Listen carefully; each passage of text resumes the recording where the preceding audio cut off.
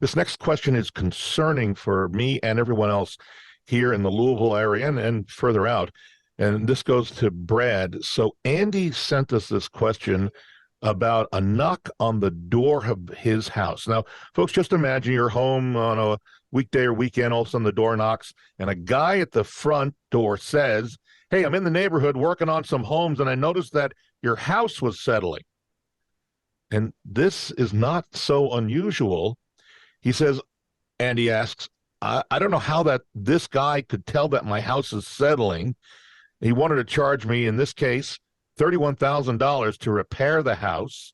He said it would keep it from sinking any further. He's wondering, is this a scam? And in fact, how can you tell if the house is sinking from the outside? So, Brad, you're the inspector. You're the guy we're going to.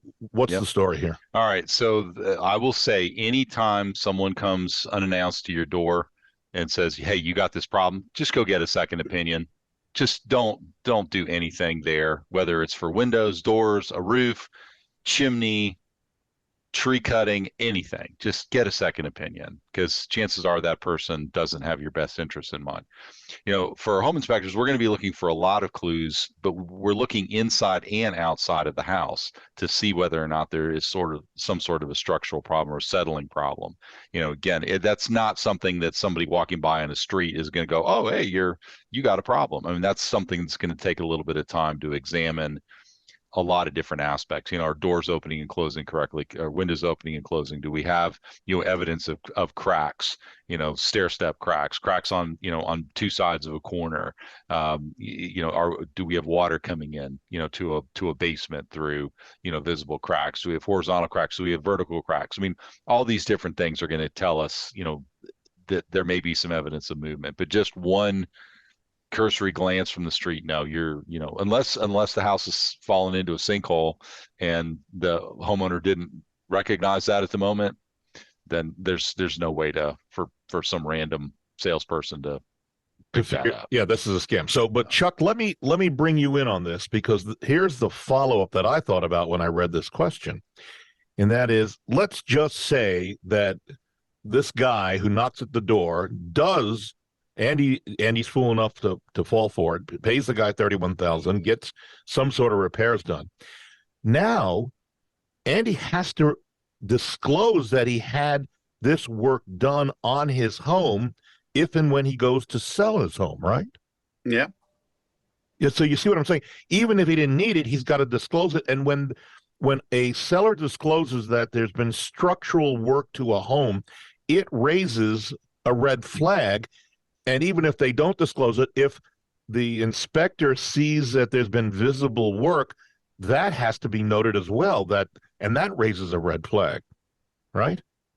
Yeah, but I mean, that's all presuming that what this guy's saying is untrue, because if it is in fact sinking, you got to fix it. No, granted, I'm with you, but I'm saying if it's a scam, if the guy just was trying to hold up Andy for some money. Yeah, you're going to get hit twice. Yeah, once with the 31, and then when you go to sell, having to worry about that. And I want to just throw something in here, because this is not just random people walking down the street that do this. I mean, these are contractors all over the city of Louisville are doing this stuff.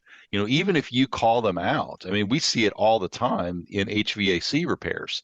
We are constantly, talking to people who have, my last system only lasted 5 or 6 years, and, went bad, and, had a cracked heat exchanger, and the salesman told me I was going to die in my house unless I replaced it. And people are forced into these situations. They think they're being forced into situations, just because someone shows them a picture, on a phone of a cracked heat exchanger doesn't mean it's their cracked heat exchanger.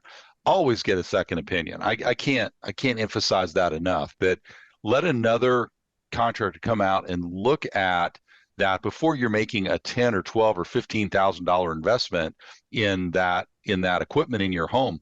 Get someone else to come out and take a look, see whether or not they agree to the first person's diagnosis, of your problem. I would always suggest that you check with friends, family who may have used somebody reputable in the business, that they're whatever you need.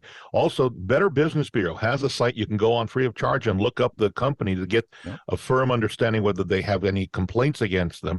And Chuck, what would you say is the rule of thumb if Joe Schmo is Joe Schmo AC repair, if you're going to pay him, do you pay him half up front? Do you pay him a third up front? Because they want money up front. What would you say would be the amount of money that would be acceptable? That's not really a legal issue. I know I've paid a third up front before. Okay. And been satisfied, but certainly I do get phone calls from folks who have paid the whole thing up front, and then he just kind of doesn't show up anymore. Yeah, and I'd go back to Brad. I mean, that's not just a home thing, that's an in-life thing. Always get more than one opinion on anything, even if you are going to someone who is going to seek the information and somebody didn't come to you. I don't personally, I mean, we're in the business, so I know my people are reputable.